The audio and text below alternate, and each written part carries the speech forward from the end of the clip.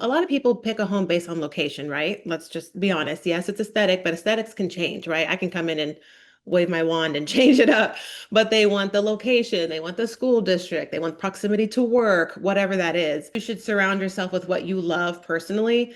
And again, when the next buyer comes to purchase their home, they're going to look at both. What does it look like from the outside? What's the neighborhood that it's in? And the things inside can change for them when it's their turn.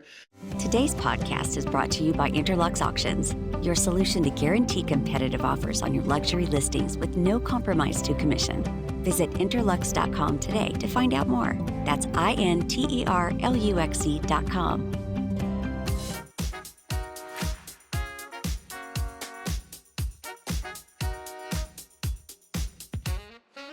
Welcome to A State of Mind, a podcast series all about motivating, inspiring, and educating you in the art of selling luxury real estate. The podcast is brought to you by the Institute for Luxury Home Marketing. I'm Tammy Sims, lead trainer for the Institute and a full-time real estate professional in St. Petersburg, Florida for more than 2 decades. In this episode, we're going to start a conversation about having a competitive edge through partnerships and relationships with relevant luxury service providers. Today, our focus is on interior design and the luxury market. Joining me is my co-host Jack Miller, a 25 plus year veteran luxury agent with Onward Real Estate in the greater Nashville, Tennessee market. Jack's going to introduce our special guest today. I sure am. We're really excited to have with us today Laura Thurman. Laura's with Thurman Design Studio, and she has been working with one of my clients here in the Nashville market. And I got to know Laura recently and have seen her work up close and personal, and was really impressed with her personally. So, Laura, thank you, and thank you for joining us today. Thanks for having me. Happy to be here. Yeah, for sure. So before we get into dive into the topic, tell us a little bit about yourself and kind of what the path that you took that led you into the interior design world. So I'm from LA originally, Los Angeles, California, and I have kind of always had an affinity for design, even at a young age. I think my mom used to say I would always rearrange my room and constantly shifting things. I was actually a dancer in my previous life, as it were, for 10 years, and design was always like plan B. And then once kind of college hit, I had to make a choice. Am I going to go the dance route or am I going to go the interior design route? And so I decided to just let dance be a hobby and pursued interior architecture. I got my degree in Burbank, California, and I worked for a few firms out there first. And then I moved to Nashville. Same thing. I kind of got my feet wet and worked for a few firms. And then I went out on my own. And I've had my own firm now for about 10 years. That's wonderful. That's really wonderful. In the luxury space where Tammy and I and so many of our colleagues work and our listeners and work as well, we're often, meeting with interior designers and interacting with interior designers in a variety of settings, with our clients. Tell us a little bit about um, your personal sense of style, or do you keep that a blank slate and wait to hear more about your client's sense of style? I think we all, as designers, have a style that we resonate with personally. And some, kind of portray that in their business, and others kind of leave it up to the aesthetic of the client. For us, I say I'm very much influenced by world travel. I like to get out as much as I can. What architecture and design looks like abroad versus in the US is totally different, right? And so I like to kind of say that we have a global aesthetic filtered through a modern lens. I live, in Tennessee now, but I'm from LA. So LA typically would have kind of a cleaner, maybe a softer palette. And I have an interjection of color and texture. So I'm not trying to recreate my home for a client. I'm Mhm. really interested in creating what their dream is, but it does have a spin of what I'm drawn to naturally, right? And therefore, the clients that work with us are kind of also drawn to that aesthetic. Yeah, that kind of reminds me, as I was meeting with a client earlier today, I knew by the stack of materials on the table that she was interviewing a number of other real estate professionals, and so I made the point of pointing out that I'm glad that you're meeting with others, and ultimately part of your decision is going to be whether we have a connection and we feel like we would be able to get along very well.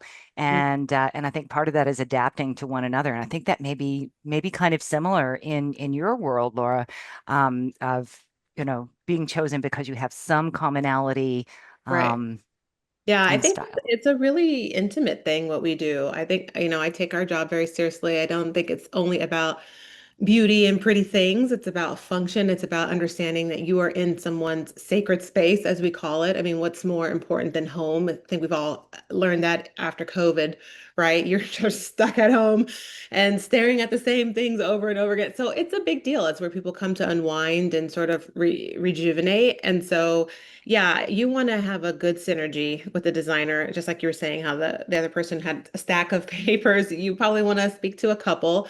And I think it's a combination of you should be drawn to their work. You should be Yeah. drawn to their portfolio and what you see of their design aesthetic, and then them as a person, because it is intimate. I always say, like, I'm in your bed and I'm in your pockets. Like, right? I'm in your bed, That's I'm in true. your home, and I'm in your deep in your wallet, like in your pockets. I'm spending your hard-earned money. So those are intimate things. And so you want to make sure you have a connection, that there's personality is jiving, that you can sense the level of trust is there, and then Hmm. ultimately that you like the work, that you're drawn to the designs that they've already done based on their portfolio.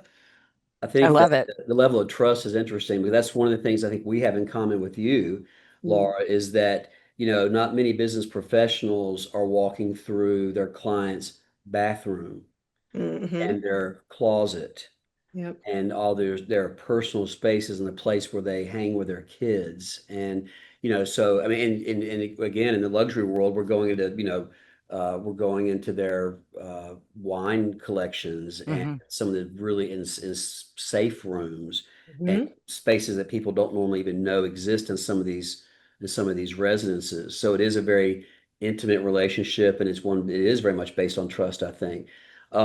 It's interesting when I first looked at your portfolio, Laura. I think I've had some stereotypes. I've often thought of interior designers having a brand that was closely aligned with one style. And I know that we often think of architects that way. You think, okay, I want to do a modern contemporary, a California contemporary. There are certain architects, that's really their lane, and that's their thing. Mm-hmm. And I think I've often thought of designers being that way too, where they're less about meeting the clients where they are in their sense of style and more about the clients finding an interior designer that mirrors their sense of style. When I look at your portfolio, I see a variety of styles, and I'd love to hear you talk about that a little bit. Is that typical for most designers to really to be able to bring a variety of styles to their clients, or do you think designers often have a particular style that's where they focus, pretty much live in that's place? I think you have both, truly. I do. I think when you look at maybe the older generation of designers, they do seem to be very locked in on an aesthetic. They're known for it. You can spot the image, and I can know it's a Bunny Williams project, right? Just by looking at the image. I don't need to see her name. And so that sort of creates this, thread throughout their body of work, throughout their life of work. And they run with it, they love it, they stick with it. But I think there are some that have facets of their work that is consistent, but the style can kind of move. So for us, I feel like color is very important. I think most of our clients come to us for our use of color, whether it's bold or a little more subdued. You're not going to see a lot of monochromatic design in our aesthetic. You might see something a little more traditional, a little more transitional, maybe something a little more kind of global, traveled inspired, but you're not going to see a lot of like white on cream on beige on more white. You're just not, that's definitely not my thing. I'm not saying I can't do it, but again, you attract what you put out. Sure, yeah. Big part, right? So whatever work you're putting out there that, the potential client is looking at, that's what they're going to attract. I think it's the same for you guys. If the more listings you Hmm. see in whatever publications or advertorial work, I'm assuming that's the type of houses that this realtor sells. And That's exactly so, right. I tell agents, Yeah. agents that all the time. I say, be careful when you're promoting properties. Hmm. You right. are, whether intentionally or not, you're creating and reinforcing your brand Yeah. in Mhm. your career. And Mhm. so if you're trying to be the waterfront specialist and suddenly you're throwing farms and trailers and stuff in your Right. Yeah. marketing Yeah. pieces, Yeah. it confuses the Focus audience. on publicizing the type of Yeah. work that you want more of. That's right. It can confuse the audience. Well, what about so I'm curious, how does the role of architecture play into your what you're doing, Laura, as a designer, and when you're trying to um, pull your client sense of style and those two things together? Because I've seen in the past, I've had listings before where I've had clients in a real traditional home, and yet they have a very contemporary aesthetic, and they bring a designer in and do something ultra contemporary and a very Right. a very Yeah. traditional architecture. And that always concerns me as the real estate broker about down the line. Yeah. So how do you balance those things, and how do you advise your clients? I think it's a good question because it is a challenge. And I think as properties get older, as they age, it becomes even harder. It's one thing to build from the ground up, then you can make it whatever you want, right? But if you're buying a property, you're moving into an existing setting. Especially here in Tennessee, I think the architecture thing changes from state to state, right? That you could kind of have a known look from one state to another. But I don't know. I just personally don't like to back the clients into that design corner. Like I feel like you pick this home. A lot of people pick a home based on location, right? Let's just be honest. Yes, it's aesthetic, but aesthetics can change, right? I can come in and wave my wand and change it up, but they want the location, they want the school district, they want proximity to work, whatever that is. And so while you may have, chosen a more traditional home, if your aesthetic is a little more cleaned up, a little more streamlined, I feel like it only rings true that that shows on the inside. And we can do things on the exterior to sort of upgrade it to align to a certain extent because obviously we're dealing with HOAs, right? There's Yeah. sometimes there's no way around that. That's its own challenge. But I think that you should surround yourself with what you love personally. And again, when the next buyer comes to purchase their home, they're going to look at both. What does it look like from the outside? What's the neighborhood that it's in? And the things inside can change for them when it's their turn. So it's a juggle for sure because I have clients that say just what you said. I mean, we bought this super traditional home, but we're really more of like a transitional family. I mean, we just don't live, and I just say, okay, well, let's look at what we have as the foundation and then let's, kind of modify, adjust a little bit. But at the end of the day, you should surround yourself in the design aesthetic that you love, no matter what the outside looks like. Yeah, one of the things we've seen is a trend. Tammy, I don't know if you see this in your market or not. Do you have a lot of older historic homes in your market? We do. We have most of our housing stock is either very late 1800s, early 1900s. Then we do a hop, skip, and a jump to 40s and 50s, and then a jump to some 90s, unfortunate 90s stock, in my personal opinion. And then Yeah. we've got the like early 2000s. Like we because we're built out and it's all infill, we Right. haven't had like a natural progression of years going on. So, That's exactly where I was going with this was yeah. was urban infill because to Laura's point, a lot of people in our market purchase homes in what we call the urban core, close to downtown. There's all this desire to be close to downtown Nashville because there's a lot happening in our downtown, both for tourists and for locals.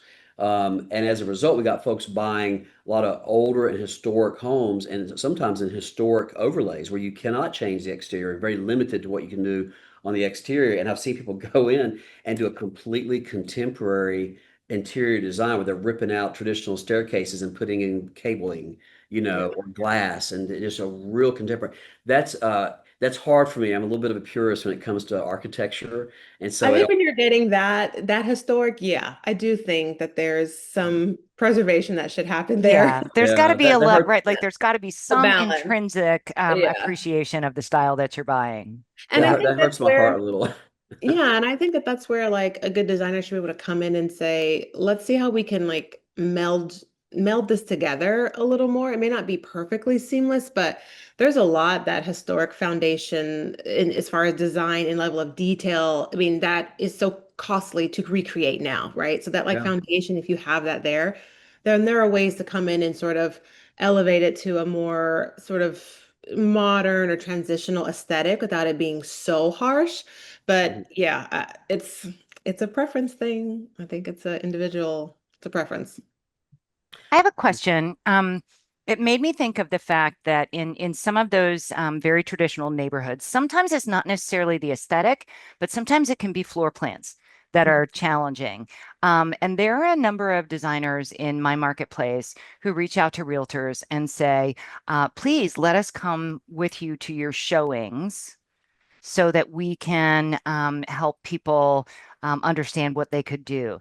And I'm kind of torn. Sometimes that feels too salesy, and Mm. sometimes it feels helpful. Do you have any thoughts on that? I have some thoughts and disclaimer, you can cut this out later if you want to. Um, in my experience, there is sort of a fine line between the role of a realtor and the role of a designer.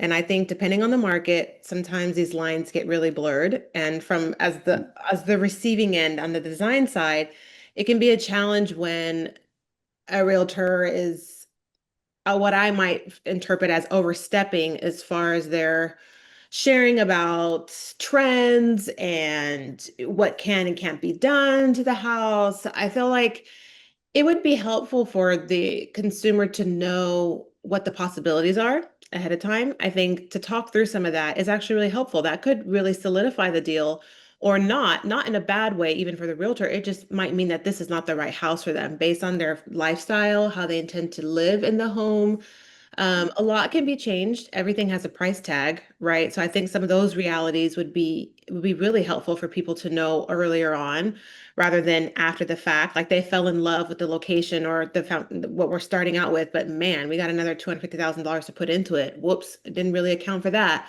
Or, people love windows, right? This is a perfect example. Oh, the more natural light and okay, that's all great. Has anyone thought about what it costs to dress those windows, to put shades, drapery? I mean, that's like a big investment right there. And there's really no way Sure. around it. Either you're living in a fishbowl or you're not. And so some of those things I think would be helpful to kind of talk about earlier on. I think it's a synergy thing. I think there should be a mutual respect between like a designer and a realtor, sort of where our lanes merge and where they don't, and kind Absolutely. of just help to support one another rather than it's not even competition, but you know what I mean? Rather than just sort of crossing over a lane that's Hmm. really not your expertise, and that could be kind of convoluted or confusing Yeah. to the buyer or the client.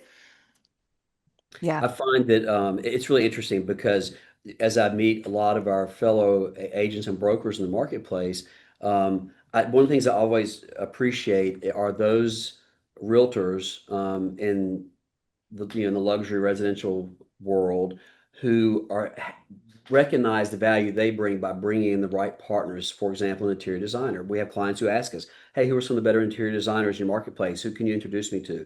Who's a great landscape architect, a pool builder?" But on and on the list goes. And so I love to bring the right people to the table, Yeah. but I Mhm. stay in my lane. I love when I see other brokers doing the same thing. One of the most annoying things I think you were hinting at earlier. You're not going to offend us, by the way, Laura. I love just put it all out We there. are pretty thick-skinned We're thick here. skinned for sure, yeah. But I've seen brokers get in the equation, and they're trying to be an expert in financing. They're trying to be an expert in interior design and architecture and all these things. And like, not that we can't have our own ideas, we do. But I do think it's important to respect our partners, let them do their job. And occasionally, I have an interior designer say to me, "What are your thoughts on how this might impact resale 5 years or 10 years down the line? What are you?" Or the client may ask that in front of the interior designer. And I always try to always preface what I'm saying is I'm only offering this from the realtor's point of view because you're asking the question, but I don't want to ever step on the toe of the designer or get in their way of doing what they do. I think it's really important that we bring those relationships to the table and then we honor the relationships too. Tammy, do you see Right. that? Yeah, absolutely. Absolutely. I have a particular question, Hmm. and it relates to wall coverings. Hmm. Right. Yeah, So we go through these phases, They're but back here in to stay, again. girl. They're not going anywhere. I know. But the where my question is going is a little bit earlier, we were talking about the fact that you can change aesthetics and you can have your design interior and the next person gets to change it. But when it comes to wall coverings, especially in the high end, those can be unexpectedly expensive to change. And it's very different than your textiles and other types of furnishings. And so I wonder what your thoughts are on that, because that is something that is so, from my perspective, is so particular to the person and also very related to trends at the time, but it's something that is a really big deal to change. I still like to see it because I think it's just another expression of materiality. It's why people will gravitate towards it because it's something else other than just paint. As Mm, transformative as paint can be and as inexpensive as it can be, paper is kind of the next thing. And there's a wide variety, from temporary to pasted to super high end, laser cut. I mean, all the things. But it is personal. But again, I still just go back to if you really think you're going to live in your home for 7+ years, that's your space to invest in. mm. And, I'm coming also I might have a slightly different angle than some of my colleagues because I'm married to a residential real estate appraiser. Oh, And so when we're talking about the value, like what sells, what affects the home, what doesn't, like I kind of have the pulse on that with right. Oh my gosh, I can only imagine your dinner conversations. yeah, yeah. I mean, the homes he sees, let me tell you. I mean, we kind of see different things and then we Hmm. can kind of come back, but ultimately, I don't think wallpaper will make or break a sale. I think it's something that people think about, like, oh, I don't love that paper. I got to change it. Okay, that there's a investment, but it's also an opportunity. It's also an opportunity to replace that paper with something that speaks to you and kind of carry on then your own aesthetic in the home. Um, and I feel like in the luxury market, it's kind of expected, to be honest. Mm, I mm. think there's some, That's maybe true. there's, Yeah. right? Some like Yeah. vanity expectation there. Like, I mean, come on. Again, it's another type of luxury. It's not a necessity to have wallpaper. It's a luxury and you can go super premium and over the top. And so I think it's also a way to be, for being honest, kind of showy. Like there's some Yeah. wallpaper that is crazy insane. Like you I don't need mean, to be a professional to know that that was some serious money. and there's like competitions. Mhm. So I do a lot of work in downtown condos. Mhm. Um, and there's like competition who has the most expensive wall finishes Yeah. from the most exotic place. And Mhm. even a condo that just closed week before last that I was fortunate enough to have clients come in, and they brought their designer, and they're from um, the Midwest, the northern Midwest, kind of suburban Chicago kind of thing. And they've brought their designer in to do this. And he was kind of taken aback because the common spaces in this condo have a fancier, more exotic wall covering than he chose for his clients. And he was like going all the way to the moon. And so it was like, well, maybe we should rethink this right now. Oh my gosh. I can Yeah. spend Yeah. more money if I need to. But it was kind of interesting. It was all about the wall coverings. And there's something to be said just about wall coverings in general, because I still have a handful of clients, even on the luxury scale. Sometimes they have trepidation. They think it's still grandma. They're still having some residue of the past. And it's like, we are so past that, guys. There's so many wonderful things, so many options out there. And that's really, a good designer's job is to sort of deduce it all down and find something that speaks to the client. So Laura, let me ask you a question too. Are you seeing whether it's here in our market and what other designers are doing in addition to what you're doing, or perhaps going to trade shows or conferences? What kind of design trends are you seeing? What are we seeing on the horizon? What should we expect to be seeing? I'm just curious because we've certainly seen, as Tammy and I've talked, we've certainly seen lots of trends go right. over And the I was years. just about to ask Laura, what is out, right? If Yeah, if yeah. it's not Well, wall let's covering. start So with what's in. yeah, What's in, yeah. what's What's coming, then we'll go to in? what's What's out. in? Yeah. Yeah. What's in? I think what's in for sure is warmer tones. I think we were all living in this grayish area Mm. for a long time. I think that that has had its moment and it's pretty much gone. I think there's just this longing for warmth in a home. And so whether that's richer saturated colors or whether it's leaning into the neutrals, but in the more tan, chocolate, the mauvey greens. Like, I think that's really here to stay. And if you think about it, this all harkens back to the past, right? These are, 1800s, 19, some of these, it's cyclical, just like every creative design, fashion, graphics, Mm. interiors, they cycle. And so I think that is all here to stay. I don't think jewel tones will ever go away. Your emeralds, your wines, your dark blueberry navy color, like those are here to stay. Again, because they're timeless. You can see them in period movies or period shows, like they help you feel like have your sense of luxury in your space. It's kind of old world feeling, but you can modernize it at the same time. So I just think in general, warmth is really in, and the cooler tones seem to have gone bye-bye for the Okay. I'm super glad that that's in the out category because there moment. was enough gray, right? And I think There was, What? there's never going to be a enough dose of just natural, any yeah, type of natural, whether I think marble is also here to stay because that's what was used back in the day. Like I'm saying, yeah. right? It's all kind of coming back. Everybody had like their quartz thing, and now people are really leaning into materials that last, that are Hmm. natural, that patina Hmm. over time. So it's not only that it's a gold finish, it can be a living, it's what we refer to as a living finish, right? So it can be in the silver side or the gold side, but it's going to patina. As your hands Hmm. touch those doorknobs or your cabinet pulls, it's going to literally oxidize and change color year after year after year.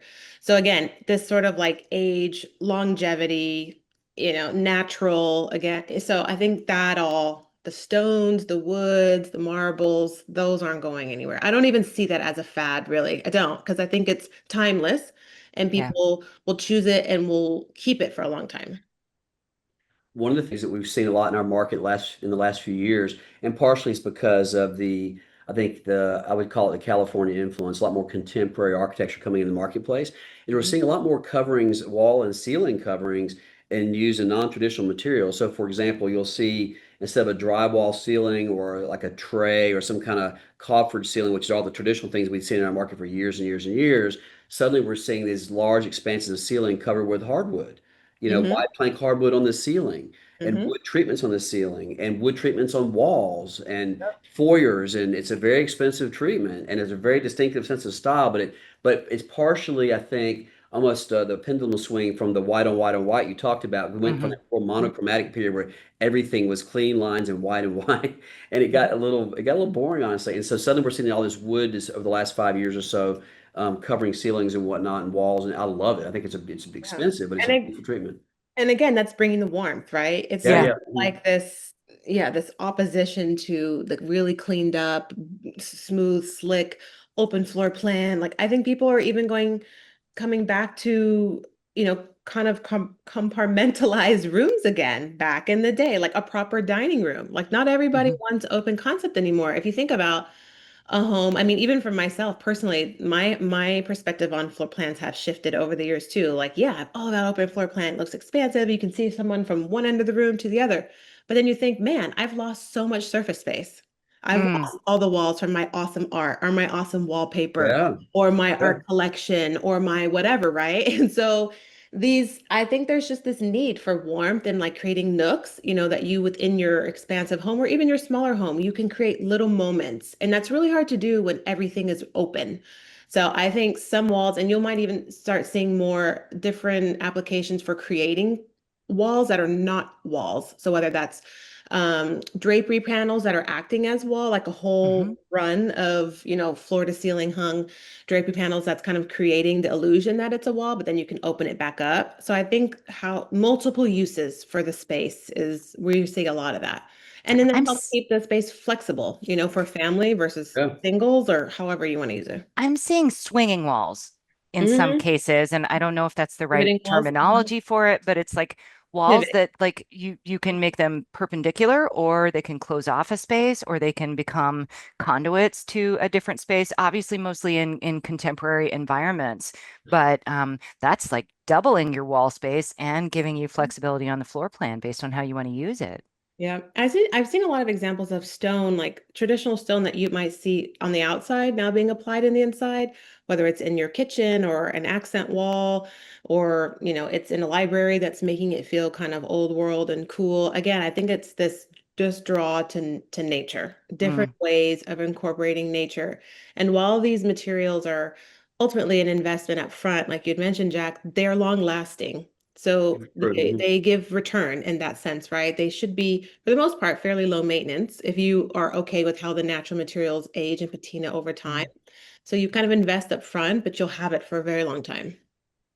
That was one of the pieces of advice I got when I was very young and had nothing. I remember talking to an interior designer when I first got in real estate, Get who was one of one my thing. clients. What's that? Get one thing, one really good thing. That's we've had this Yeah. conversation before. Yeah. Yep. She said, don't try to furnish your house all at once. Don't try to buy a bunch of, she said, find something you absolutely love. And if Hmm. it's very expensive, it's okay. Get that piece of furniture, it'll last forever. And she was so right because most of the furnishings in my home to this day, I'd say probably well over half, are pieces that were accumulated one piece at a time. And I Yep. love those pieces and they're timeless. They're not trendy at all. There's nothing Yeah. trendy about them. I think Yeah. that's hard to do when people are just eager to see their whole space finished, right? They Mm. want Yeah. us to come in and I mean, when you if you're in That's this. why we hire people like you, Laura. We Right, can I was Yeah. gonna say, if Yeah. you are fortunate to hire a designer, then we'll take care of all that for you. And it's a balancing act even with what we do. As I say, every, client has a financial limit, whether it's in the millions or in the hundreds. It's, you know what I'm saying? Everybody has a ceiling that Sure. they don't feel comfortable Yeah. surpassing. And so how we sort of navigate that budget and get the most out of it. Yeah, some things need to be mega investment pieces because we know you're going to use them all. You're going to use them a lot. They're going to get a lot of wear and tear, and you might want to pass it down to your kids or your friends. So, yeah, I think that was really good advice. And I have to tell myself that from time to time. If you can imagine all the beautiful things I have to sift through all the time, I'm like, Oh, want yeah. that, Oh, Oh I we my want get gosh. that. And it. you're like, Trust oh, I me. want this. I want that. I want this. Oh my We goodness. have the same trouble with houses. Every time you Yes. find a gorgeous home, you want to You're move. like, oh, I Right? like this one, right? I take this one. Yeah, yeah. Yeah. I have a question. Mhm. Um, in in Jack and my industry, particularly in the upper tier, we talk a lot about the importance of having great relationships with other real estate professionals that operate in the same space. Yeah. And so it takes a concentrated effort to build those relationships, interact with them, network with them, be shoulder to shoulder as collaborators, not just competitors. And so I'm curious what that looks like in your field, Laura, and how you interact with other interior designers. It's the same. It's very similar to what you described. I think the culture of our industry has really changed. I think previously, 20, 30 years ago, it was very hush hush, keep it to yourself. I put in my years, you figure it out over there, friend, like people weren't really willing to share. But I think with certain television shows and just this general sense that design is easy and anyone can do it, you can just kind of be good. And now you can be an influencer and you're a designer. Like, I think there's been a rallying in our industry to kind of come together, those who are really doing it at a professional level Mhm. and kind of band together, share resources, be open, have open conversations. Um, we're constantly trying to raise the value and the appreciation of what we do. I think because so much of it people just see the beauty. They don't understand that it's a real business behind it. If Yeah. especially if you're running your business, right? If you're an employee, so Hmm. that's a little bit different. But we're talking on a high level, someone owning their own firm, like it's a real business. This isn't a hobby. The amount of fun, pretty design things that happen versus the dramas, damages, freight, shipping, tariffs, all that we deal with is so much more. And so I think there's a good camaraderie now of people just being open and wanting the industry as a whole to be really strong, and that just comes through unification, not through like, Yeah. division or isolation, I guess. Boy, Jack, doesn't that sound familiar, right? Like it's not Yes. just a hobby and we have to deal with all the sorts of things behind the scenes, right? And we can smile and know what we're dealing with behind the scenes that nobody else gets to see. Yeah, Yeah. it's interesting, the similarities in I mean, industry and I there. have a good, and probably like you guys, I have a good handful of colleagues I can probably count on one hand who were the ride or die. We can say, talk about Yeah. contracts, drama. Oops, I made a mistake here. How do I fix this? Oh man, I found this awesome thing. Here's a great resource. I need a plaster I can recommend. And, so there is good community that way. And you really need it. I don't know if it feels like that with you guys, but our industry can be very isolating. Mm, I think. And so you can feel very lonely, I think, if you're not hmm. really Hmm. plugged in and you don't have kind of your handful of people that you can speak really openly and candidly with. not to sugarcoat, but to just be Yeah. honest, because we're all, again, we're just trying to raise the bar. Like we want Yeah. our industry to be perceived as serious, as a real job. I'm not in the industry of discounts. Okay, let's just get that out there. I'm not in the business of discounts. I'm in the business of making money and serving my clients well. So all of that, but it's changing for the better for sure. And the other designers that you've interacted with, do you typically interact with local designers, or are they in other places in the world? How did you build this community? Where do they come from? Yeah, a lot of them are designers I've met at networking events. So either at High Point Market or Atlanta Market, any other type of, retreat there's several that go on throughout the country. And so probably Mhm. two of my closest friends I met through that. And then here locally, Nashville has um, a very strong group, and we stay connected on social. We have private groups where we can share knowledge exchange and referrals, and I need a recommendation for that. So both ways, but a lot of it is through just personal and professional networking, and you kind of make those connections, and they've lasted. Yeah. We get asked a lot, Tammy, in our business, in terms of builders. Our clients will ask us, "What do you think of this builder? Who are some of the better builders? Can you introduce me? And what do you think I should be looking at in terms of hiring a custom builder?" And they'll ask a lot of questions, and I feel well versed in that. Um, I've gotten some of those same questions regarding designers. I've gotten clients who are, buying luxury homes who have kind of, recently evolved to that place in life where they can have Hmm. that type of property, and they're hiring designers for the first time. Or maybe they've hired designers before, but they moved across the country and they want to hire Yeah. somebody locally. Tell us, Laura, what type, again, we want to stay in our lane, but if we're asked questions about designers, what advice should we offer our clients? And Mhm. to what degree should we be involved? Is it just simply sending over a contact record? Here's somebody comes highly recommended, or what do you think we should be telling our clients where designers are concerned? I think it's helpful that if a realtor has a client they want to recommend, that they kind of give us a shout out first, just to sort of say, hey, we have a client who think it might be a good fit. And I think it's helpful to be honest if you've sent them others, just say we sent your name Mm. to others. And we're hoping you guys I'll help facilitate that introduction and I'll let you take it from here. I would encourage them, like I said earlier, to have some sort of emotional response to the body of work that they see from their designer. They definitely need to have a good vibe as far as a phone call or an initial consultation. Yeah. That says a lot. All of us are doing our best to weed out clients that are not a good fit, and it Right. happens. And We'd had that's the discussion that Tammy and I were having before you came on earlier, by the way. yeah, Yeah. I mean, no amount of money is worth the wrong vibe here. Okay. Yep. Right. If That's this is right. the long haul, it's not worth it. There's someone for everyone. You'll find another person that's a better fit. So feel confident in the fit. I think that your client should expect to discuss money early on with a designer. Yeah. Yeah. You need a sense of budget Yeah, and if for you're sure. not, that designer is not experienced enough. There's Mm. some timidity there that they're not wanting to bring that up. I mean, that's like the first thing I like to just get out of the way Yeah. so we can move on and move on to the Yeah. fun and the awesome. But I don't want to have any false expectations. I like to lay it all Yeah. out there, and any experienced qualified designer should be able to do that. And I think, like you were saying, a sense of loyalty and respect is a Hmm. big thing. I would just encourage them, just say they take their Hmm. job very seriously. They're looking to serve you well, and you just have to kind of keep open lines of communication and just be honest. It is an intimate thing. We're dealing with people's money. I think that's a very big Yeah. deal. No matter how they got it, they worked hard, they inherited it. It doesn't matter. Yeah. It's Yeah. still their money. So I think that they should sense that from. And it makes me think, going back to your comment earlier about, you're not about discounting, right? Like you are a full service, full fee Yes, professional. right. And Jack and I have to also work in that world. I Mhm. think everybody's looking to get a friends and family discount. Everybody's looking for an Mhm, edge, mhm, but we have to often come, kind of upfront and say, we are not the least expensive option, but we mhm. are bringing this to the table and we are Yeah, you're worth bringing value. what we're Mhm, charging, and mhm, also setting that standard, of professionalism for our industry. Right. So, I'm glad you said that because often, Jack, do you find, I mean, either it's implied that they know that they're going to pay whatever it is that they're going to pay, or they ask up front and you get over that hurdle. What do you Yeah. think?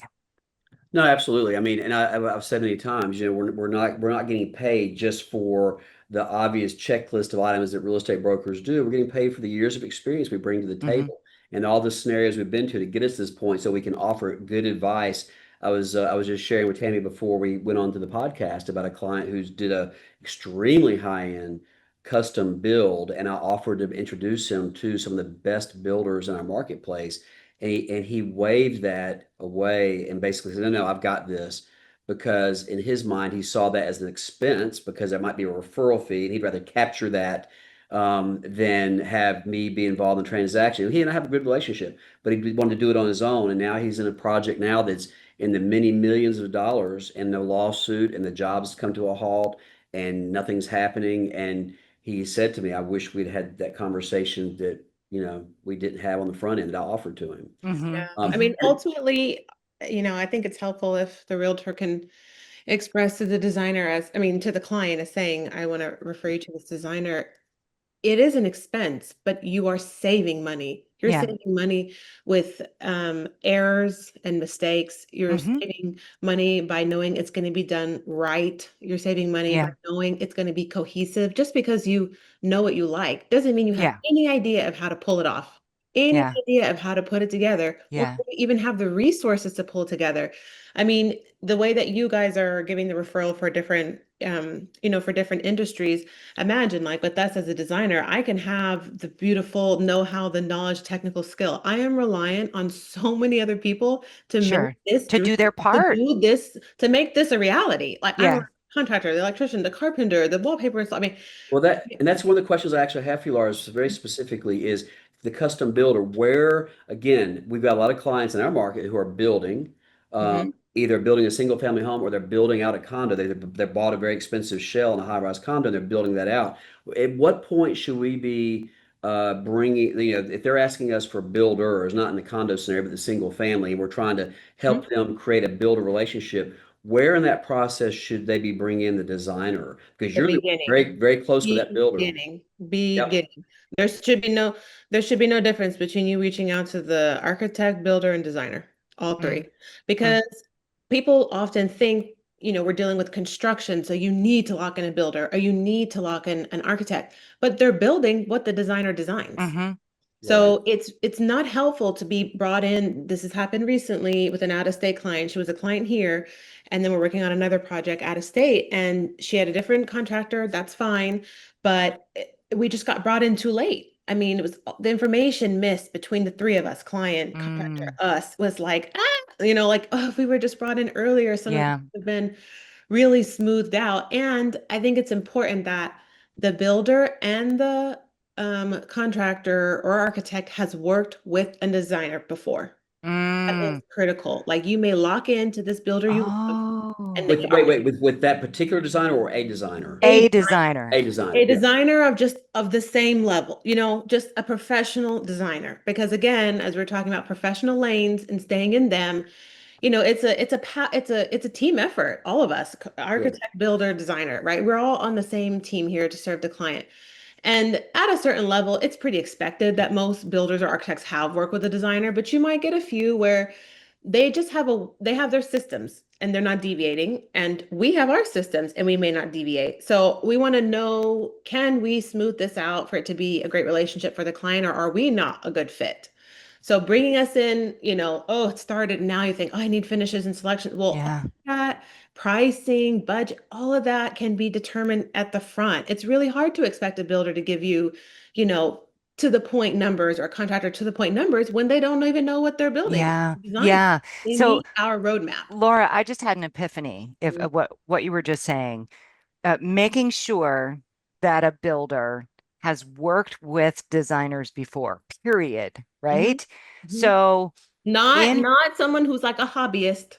right, and also just have they worked with any designer before, right? Because what's happening in my market is we've got this infill that we talked about before.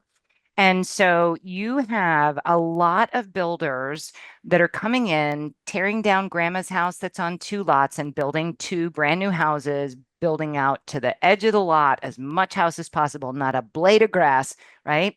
And they're making these designs, but some of them are one-off builders. They just created a company to do this build. And they have never, ever, ever worked with any designer before. In fact, the ones that are going across the street from me right now, I look, and if you look in the front window, the staircase goes in front of the front window, like literally in the Someone window. didn't think that through. And and you're like, oh my goodness. And that also makes the difference. So we have these products, right? Like a million and a half, two and a half, $3 million products that are being built. And it's the reputation of the builder and how they work with the entire community, both real estate professionals, designers, and all of that, that makes the difference between whether somebody's going to buy their property or go for the one that's even maybe $250,000 less over here that's a unknown Right. quantity. Right. So it's funny when you just said that. I was like, oh my gosh, there are some builders out there that have never worked with a designer ever. Yeah, yeah. Or they have a designer on staff, and that's not Right, that's right. that's not really the same, right? So they're going to use their resources, who they pay, and that's fine. Hmm. So again, it just if you can your wish list, your dream team together first, reach out to each, and then say, can we all like connect together and make sure Right. we can all do the have Right. Kumbaya. yeah, a Right. Here we kumbaya go. Yeah. together this Yeah. No, fall. it's a really big deal. Actually, I had a build job with a client a few years ago. They were doing like an $8 million build here in Brentwood. Gorgeous home, terrific builder. He's got a great reputation, building a great product. And to buy one of his spec homes is a wonderful experience. But to build with him is a big challenge. Particularly, it's a challenge for the clients and it's a challenge for the designers because they brought a designer in, very reputable designer from our market, and Laura, I'm sure you would know her. She's tremendous.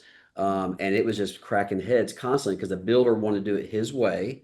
And Mhm. we had to often remind the builder that he's doing it for our client. They're the ones Right, paying the right, bill, and right, they're the ones going to be living in the house, not the builder. But it was right. really hard because he was not flexible, and he did not want to work with a designer. He kept trying to override what the designer was doing because it wasn't his vision for this Mhm, house. mhm. And so I think that to answer my own question from earlier, I think that's one of the things we probably should be sharing with our colleagues that we should all share with our clients, which is you may use the word team earlier, Laura, and you're Hmm. exactly right. When you're doing a luxury build job or a luxury condo build out, you're Hmm. putting together a team. And just because somebody's a great interior designer and a terrific builder doesn't mean they can work together.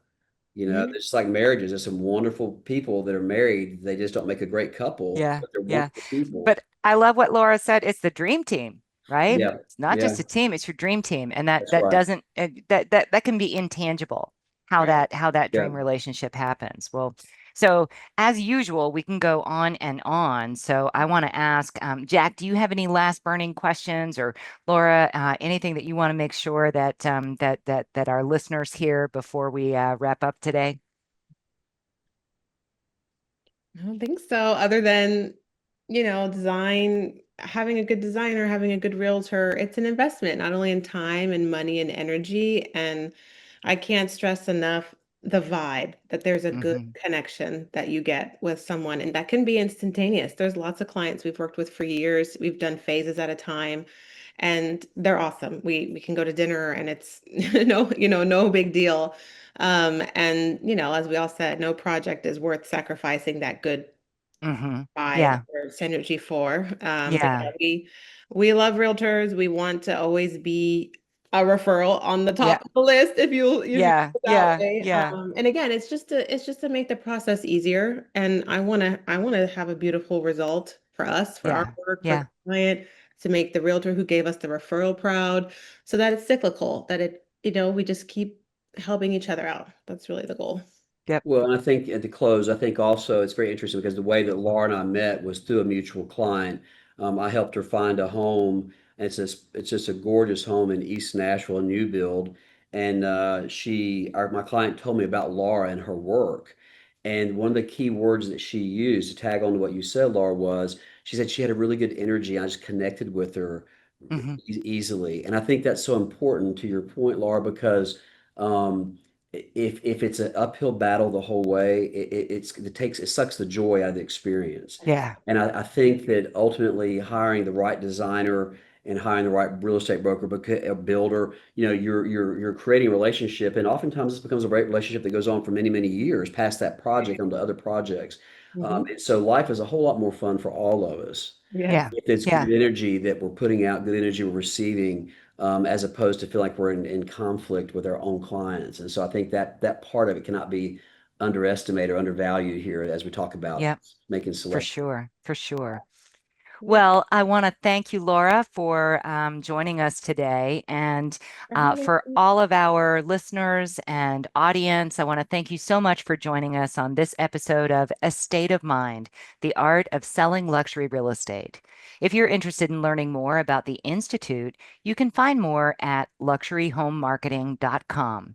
And if you like what you just heard, please share it with a friend and don't forget to subscribe, rate, and review this podcast.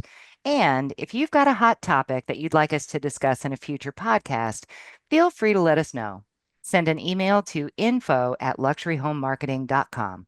Thanks so much for listening.